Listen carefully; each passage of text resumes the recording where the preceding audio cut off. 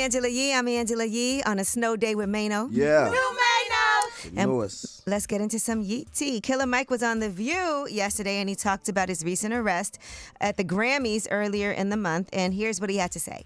I think the backstage was overcrowded. I think the winners were exuberant. And I think security got a little overzealous. It's water under the bridge for me. Yeah. But I like to say all of my heroes have been in handcuffs. Malcolm, Martin, Mandela, Medgar. So I walked out with the same dignity and respect that I walked in with.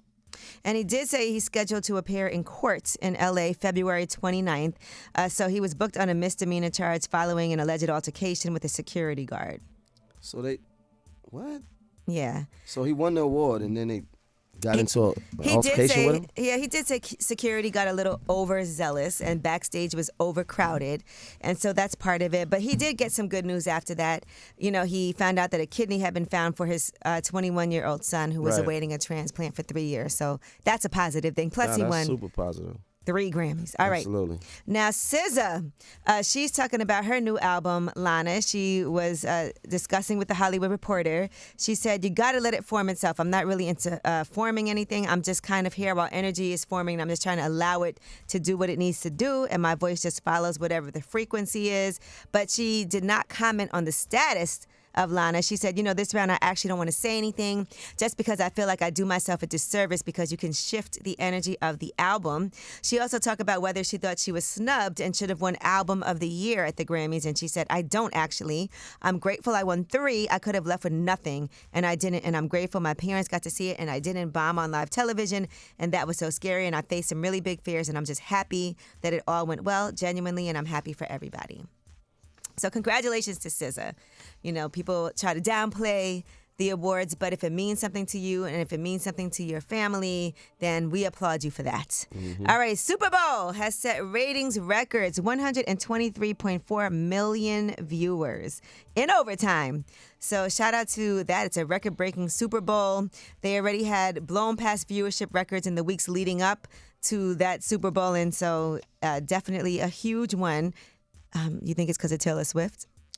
Partially. Yeah, partially. Did you get annoyed when they kept flashing to her, or were you like, whatever? I didn't get annoyed. I didn't take it personal. I know people get... It was like, whatever. Yeah, people get so mad about it. And companies paid $7 million to get a 30-second spot during the game, too, by the way.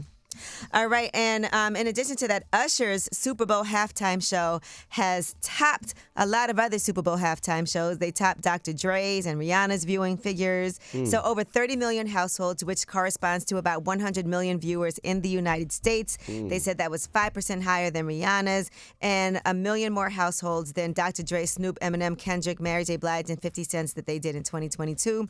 The Super Bowl was the most watched in history, so it only makes sense that corresponds with those numbers too.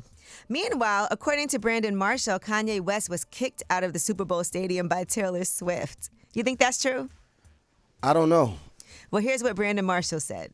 Kanye West buys a ticket right in front of Taylor Swift's booth. Oh. He had a mask on with his logo on the mask, right? Taylor Swift gets off. Cheap Boom Boom makes a call or two. He gets kicked out the stadium. He was trying to leverage her celebrity to... Because he knows they're not going to cut to him, so he's like, I'm going to strategically position myself, so every time they cut over here to her.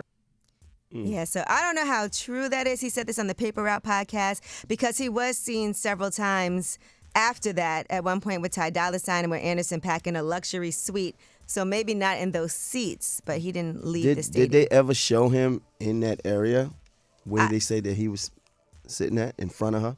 Yeah, I didn't see him in that area, but, you know, I don't know. All right.